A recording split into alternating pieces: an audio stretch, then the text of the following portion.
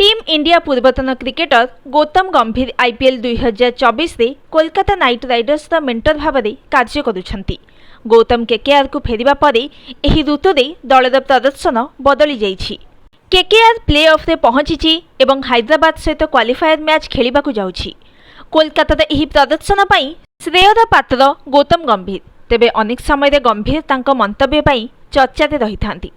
तेबे एहारी मध्य गंभीर team India चयनकर्ता विषय एमिति एक विबृति देइछंती जहाकु नेई एबे चर्चा जोर धरिछि।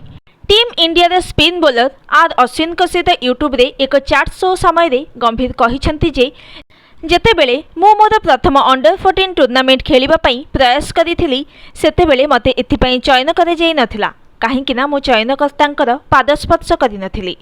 सेतेबेले मोर बयस 13 किंबा 14 वर्ष होइथिला।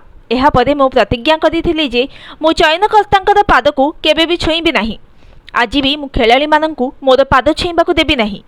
गंभीर आहुरी मध्य कहिसेंती जे जेतेबेले मु मोर क्यारियर प्रारंभिक दिन रे असफल होइथिली लोकमाने मते कहिथिले जे मु एक भल परिवाररु आसीछि कोन पई क्रिकेट खेलुछि मु मोर पितांक व्यवसाय को ग्रहण करबा उचित। लोकमानंकर मो विषय रे एही धारणा थिला किंतु भारत पई क्रिकेट खेलिबा मो पई गुरुत्वपूर्ण थिला। सूचना अनुसार टीम इंडिया सहित गौतम गंभीर मध्य केकेआर पई चमत्कार प्रदर्शन करथिले।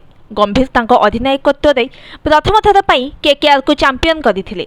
गौतम गंभीर को अधिनायकत्व रे केकेआर 2012 प्रथम और 2014 रे द्वितीय आईपीएल टाइटल जीतिथिला। Bureau report news today.